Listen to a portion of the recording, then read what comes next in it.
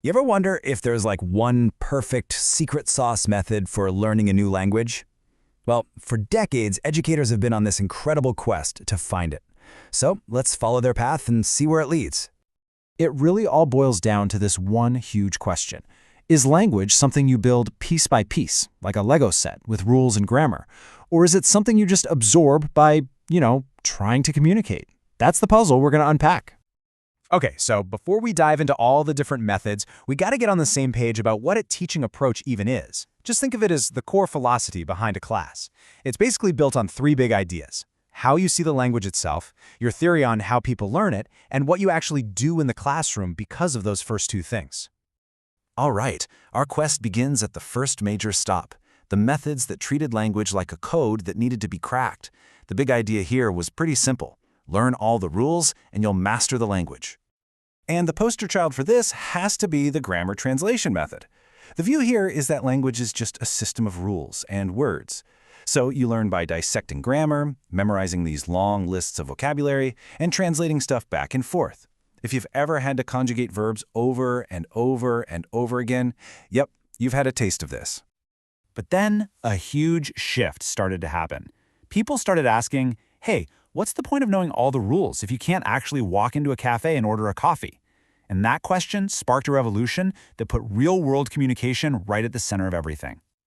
And this right here, this really gets to the heart of the big debate. On one side, you've got this focus on accuracy, getting every single sentence grammatically perfect. And on the other, you have a focus on fluency, just being able to use the language to get something done, like planning a trip or solving a puzzle with a partner.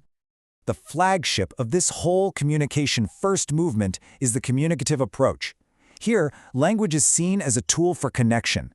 The idea is you learn best by actually talking to people.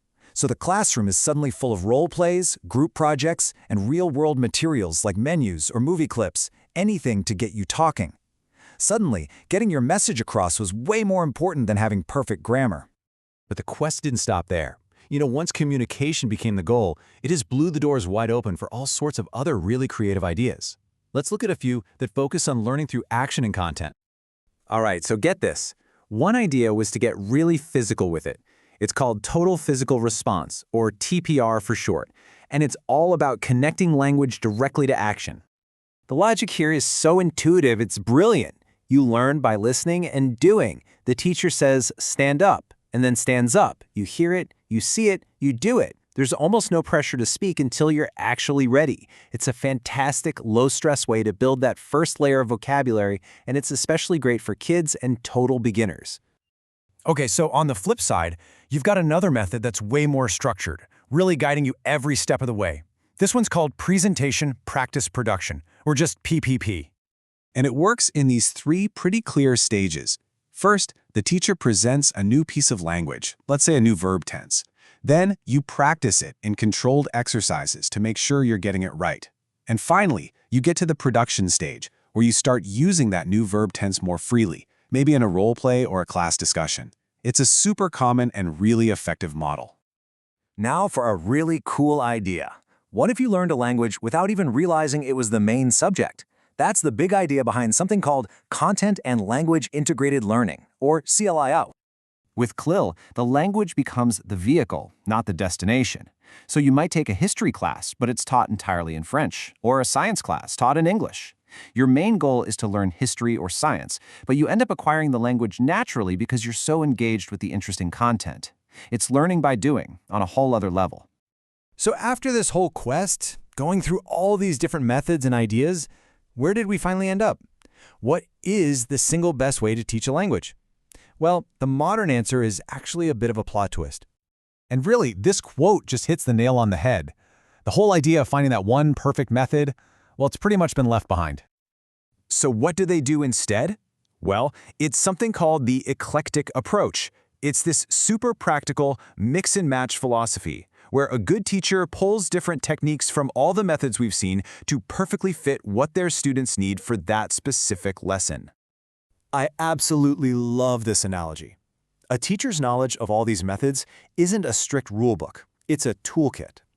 They know that a grammar drill, our hammer, might be the perfect thing to fix one specific problem. But for a different task, they need a communicative role play, our screwdriver. It's all about having the right tool for the right job. Because at the end of the day, there is no single best method. It totally depends on the situation. What works for a class of 5-year-olds is not going to work for a group of business executives preparing for a trip. You have to think about the learners, what their goals are, and the context of the class itself. Now, there's a really important catch here. Being eclectic doesn't mean just being random. A great teacher doesn't just throw a bunch of fun but unrelated activities at the students. The approach has to be coherent. Every activity they choose should build logically on the last one, all working together to reach the goal of the lesson. So the grand quest for the one best method ends with this really empowering idea. The magic isn't in the method itself, but in the teacher's skill to choose the right tool for the right job at the right time. Which leaves us with a final thought for you. If you were designing a language class, what tools would be in your toolkit?